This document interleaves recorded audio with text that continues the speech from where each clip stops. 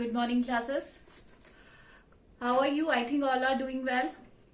So today we are going to continue our direct and indirect speech topic.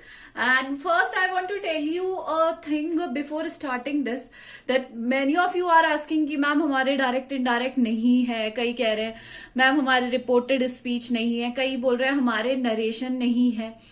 तो बेटा direct indirect speech, narration and reported speech all are same thing. तीनों क्या है? Same thing है.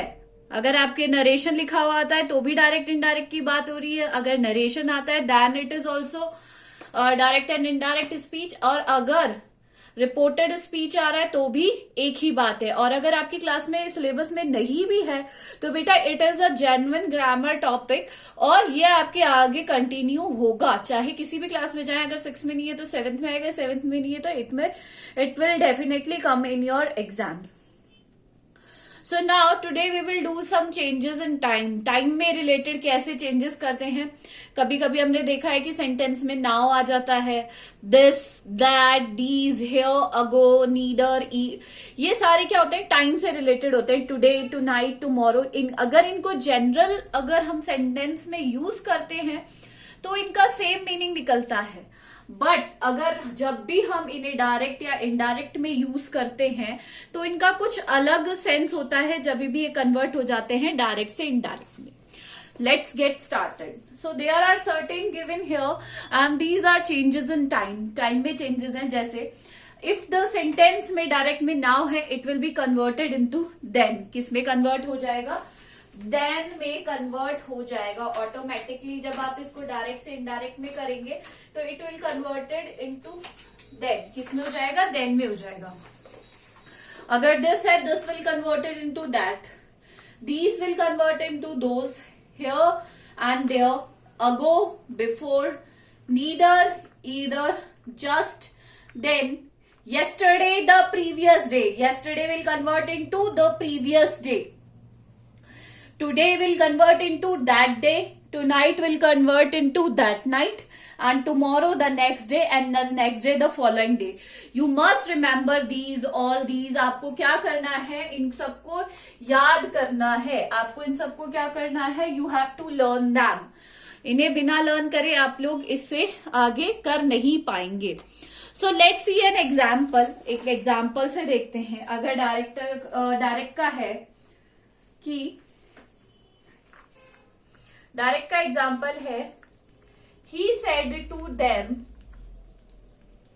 he said to them, उसने उनसे कहा, I will leave you now, I will leave you now.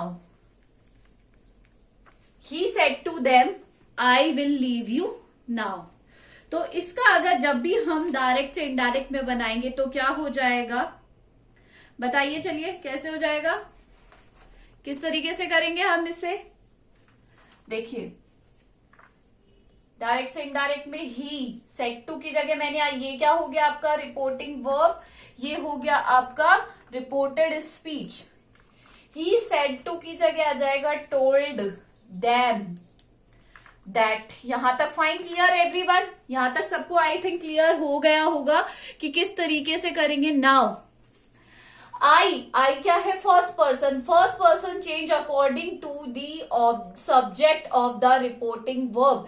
किसके अकॉर्डिंग चेंज होता है?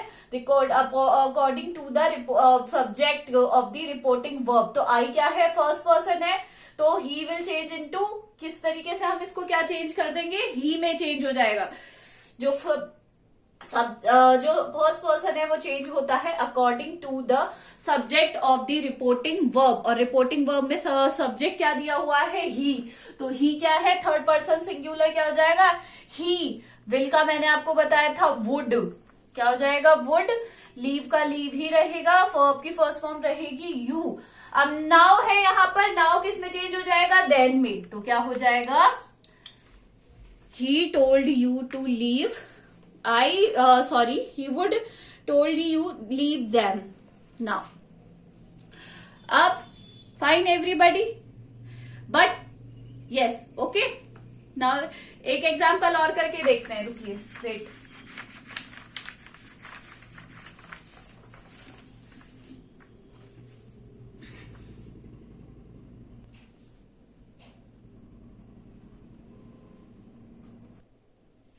Okay, one more example is Krishna said, I cannot accompany you till next day. Krishna ने क्या कहा, मैं आपको कंपनी नहीं कर सकता हूं नेक्स्ट डे। सो कृष्णा इनडायरेक्ट से, जब डायरेक्ट से इनडायरेक्ट करेंगे तो क्या करेंगे, Krishna said that, Krishna said that क्या हो जाएगा, कृष्णा सेड टू नहीं है तो क्या सिर्फ सेड है तो सेड ही रहेगा इसकी जगह। अब यहाँ पे आप देखेंगे प्रोनाउन नहीं है, बट मैंने आपको जब चेंजेस इन प्रोनाउन करने से स्टार्ट करने से पहले एक चीज बताई थी कि प्रोनाउन को चेंज, प्रोनाउन तभी चेंज नहीं होते हैं जब यहाँ पर सब्जेक्ट में क्या होता है, थर्ड पर्सन होते हैं। अगर फर्स्ट पर्सन सेकंड पर्सन है तो वो चेंज होंगे। तो द फर्स्ट आई क्या है, first person, it will change according to the subject of the reporting verb. तो I will change into Krishna, Krishna क्या है, third person, third person singular के लिए हम क्या यूज में लेते हैं, he can not accompany,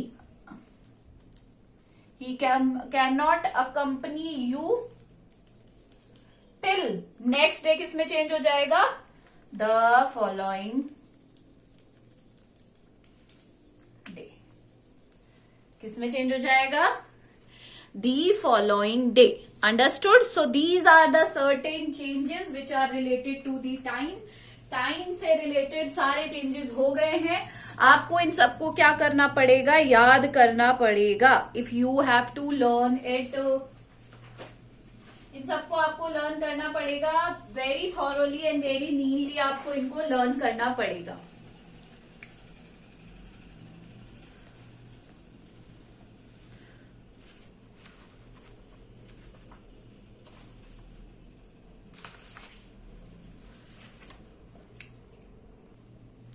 So this is all for today. Thank you.